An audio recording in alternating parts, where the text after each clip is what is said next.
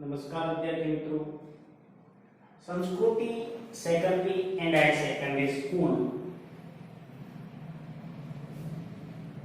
Vidyamandir Gyanpeeth campus के online education में आपका स्वागत है।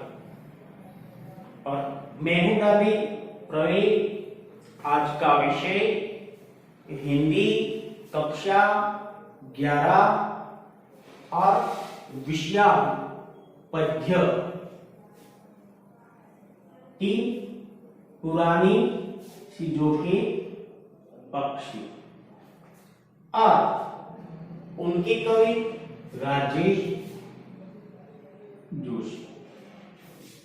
तो आज हम एक नई विचारधारा को लेकर और मनुष्य को किस राह पर चलना है और मनुष्य किस राह पर आगे बढ़ रहा है, तो यहां एक कवि राजेश जोशी हमारे सामने एक ऐसा टाइटल कि जिनका नाम ही पुरानी चीजों के पक्ष में कहा जाता है ना कि ओल्ड इज गोल्ड।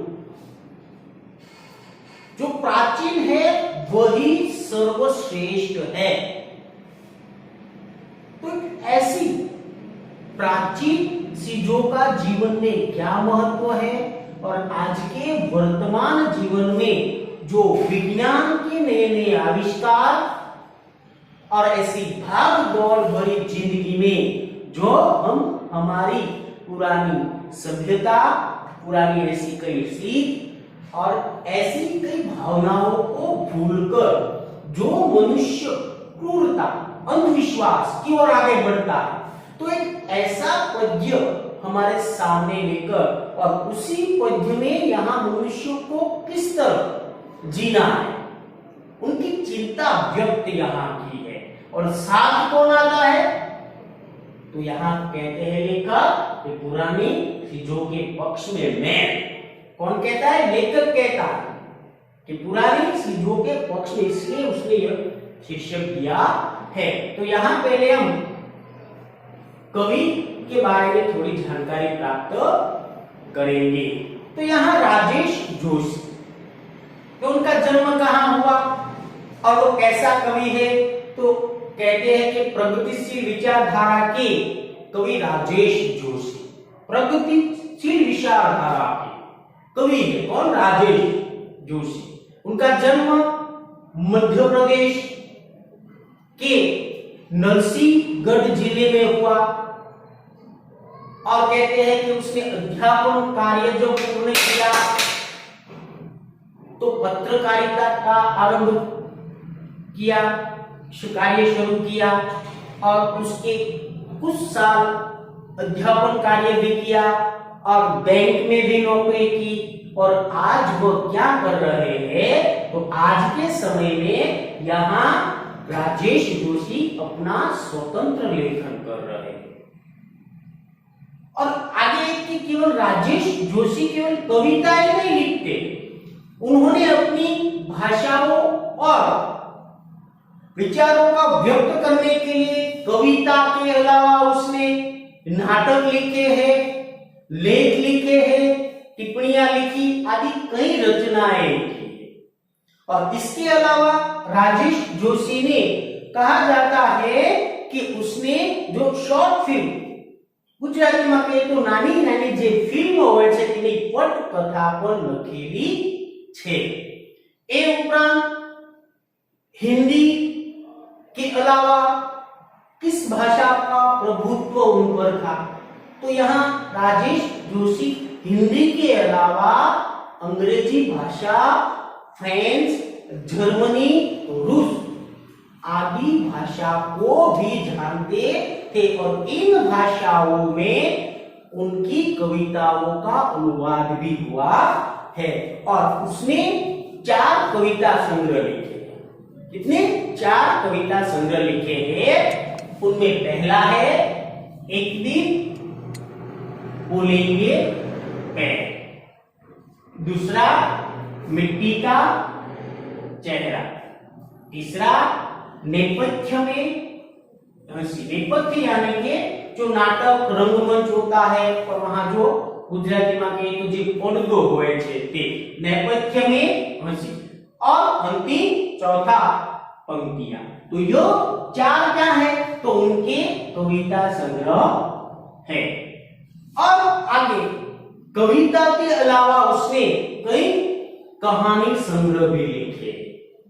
कौन से कहानी संग्रह, तो यहाँ पहला सोमवार, दूसरा कपि कापे और 3 नाटक, अच्छे आदमी, जादू जंगल और अंतिम टंकारा को गाना। तो यह है उनके कहानी संग्रह। तो यह थे राजेश जोशी का साहित्य में योगदान, उनका जीवन परिचय। और हमारे सामने वो क्या लेकर आए हैं, तो हमारे 11वीं कक्षा में तीसरा पद्य और जिनका टाइटल रखा है पुरानी चीजों के पक्ष में। तो इस कहानी में कवि क्या कहना चाहते हैं, तो यहाँ कवि कहते हैं कि आधुनिक भाग दौड़ भरी जिंदगी में लोग इधर उधर दौड़ रहे हैं और खुद मानवता को भूल गए कि उनकी चिंता नहीं है बिल्कुल। तो यहाँ कहते हैं कि प्राचीन मान्यता, प्राचीन वस्तुएं और प्राचीन जीवन दर्शन ही शाश्वत है और वही मनुष्य को जिंदा रखेंगे।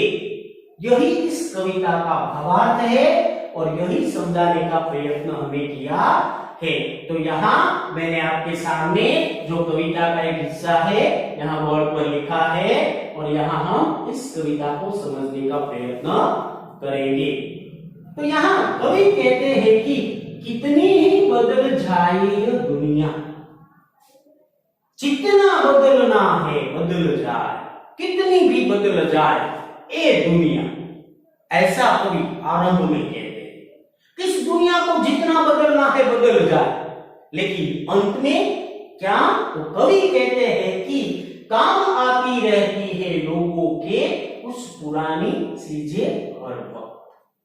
दुनिया को जितना बदलना है बदल जाए, लेकिन अंत में कौन काम आता है, तो यहाँ कवि कहते हैं कि पुरानी चीजें ही हमारे जीवन में, कहते हैं ना कि हर वक्त कौन काम आता है, पुरानी चीजें। लोगों को यही काम में आना है, इसलिए हमें नई नई चीजों को देखकर कभी भी पुरानी चीजों का बहिष्कार या उससे दूर रहना चाहिए नहीं। इसलिए यहाँ कवि आगे कहते हैं कि नानी की कहानियां और दादी के घरेलू इलाज के नुस्खे। आजकल आप कहते हैं कि आजकल तो कई बच्चे हैं और वही बच्चे क्या कहानियां को भूल गए। और प्राचीन समय को याद कीजिए, घर में दादी दादा थे, दादी क्या कहती, जब बच्चा सो रहा है तो पहले बच्चा दादी को कहता था कि दादी कहानी सुनाओ, कहानी सुनाओ। और एक कहानी क्या है, कहानी का स्थान आज किसने ले लिया है, फिल्म, व्हाट्सएप, फेसबुक आदि ने ले लिया, और कई ऐसी जो गेम। और कहानी में क्या है, कहानी का अर्थ ज्ञान के साथ सभ्यता, संस्कार आदि की बातें कहानियां में होती थी और इस तरह बालक का उछेर होता था। और सोते समय ऐसी कहानी सुनकर बालक प्रफुल्लित होकर एक नए विचारों के साथ सोता। तो यह है पुरानी दादी की कहानियां, ऐसा कवि कहते हैं। और आज हम किस तरह सोते हैं, कई ऐसे यूट्यूब के और कई ऐसे जो वीडियो और मोबाइल को देखकर सो जाते हैं। तो इसलिए कवि कहते हैं कि पुरानी चीजों को हमें याद रखना है और वही हमारे साथ रहेगी। इसलिए कवि कहते हैं कि मैं उनके पक्ष में हूं। और आगे क्या बताया कि दादा नानी की कहानियां और दादी के घरेलू इलाज के नुस्खे। नानी, नानी के बारे में तो पता है ना, नानी यानी कि माँ की माँ। और दादी यानी कि पिता की माँ। तो दादी के घरेलू इलाज के नुस्खे काम में आया ना। आज के वर्तमान जीवन की मैं आपको बात बता रहा हूं कि आज पूरे विश्व में एक महाराक्षस के रूप में जो कोरोना कहर मचा रहा है ना, न इनकी कोई इलाज है, न इनकी कोई दवा है, फिर भी आज हमारा देश जो दादी के घरेलू नुस्खे इलाज के है ना, आज हमारे घर में डॉक्टर भी हमें क्या कहते हैं कि घर में रहिए, सुरक्षित रहिए, और घर में जो आपके घर जो इलाज घरेलू इलाज है, जो दादी हमारे प्राचीन समय में जो हमारे पूर्वज के पास ऐसी आधुनिक दवा नहीं थी, तो अलग अलग ऐसी आयुर्वेदिक दवा गुजराती तो उकाળો अलग अलग જે નુસ્ખાઓ છે એના દ્વારા જે આપણે કોરોનાથી બચવાના પ્રયત્ન કરીએ છીએ। તો આવીને આજના સમયમાં પણ आज के युग में भी कवि कहते हैं कि पुराने चीजों के पक्ष में और आज हम ये कर रहे हैं ना। सुबह जल्दी उठना, हमारे पूर्वजों ने, हमारे ऋषि परंपरा में बताया गया कि शरीर को तंदुरुस्त रखने के लिए योग करना है, और सुबह उठकर पानी पीना है, या कोई ऐसे आयुर्वेदिक औषधियां है वो लेनी है। तो आज हम वो कर रहे हैं।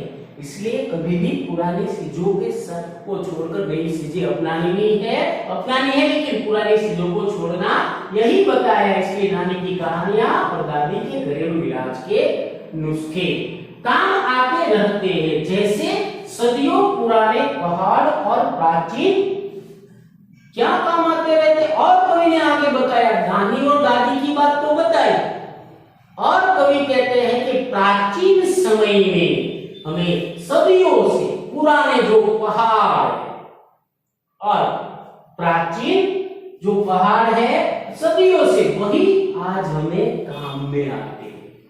और फिर बताया गया है कि और स्मृतियां उनके किनारे बसी सभ्यता होगी। स्मृतियां यानी कि याद करना, और किसे याद करना है, तो जो ऐसी सदियां जो पुराने पहाड़ और नदियों के किनारे हमारी जो संस्कृति का उत्थान हुआ है, कई संस्कृति, तो उसकी सभ्यता हमारे जीवन में आज भी हमें याद है और हम याद रखेंगे। तो यहाँ कवि ने ऐसी इस पंक्ति में बात बताई है। और आगे कवि कहते हैं, आपको प्राचीन समय में यहाँ ले गए और यहाँ हमें वर्तमान में ले जा रहे हैं। क्या कहते हैं, कंप्यूटर और सैटेलाइट के इस युग में भी दुनिया की हजारों सड़कों पर दौड़ती रहती है हमारी पुरानी साइकिल। क्या बताया कि आज का युग कैसा है, तो कंप्यूटर का युग है, और सैटेलाइट यानी कि उपग्रह का और सैटेलाइट का युग है। और इसी युग में मनुष्य कितना फास्ट हो गया।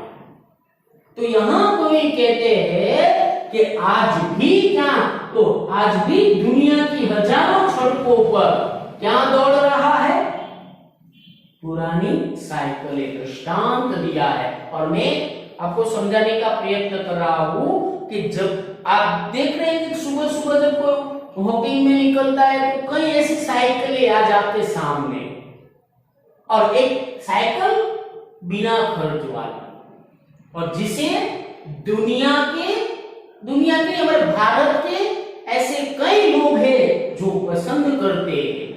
और तो यही साइकिल हमें कभी भी भूलनी चाहिए नहीं, ऐसा यहाँ कोई कहते हैं। युग कोई भी हो, कंप्यूटर का हो या सैटेलाइट का, लेकिन आज भी हजारों सड़कों पर साइकिलें दौड़ रही है। और आगे कहते हैं, सच एक प्राचीन चीज है और हालांकि झूठ भी, दोनों की बात बताए।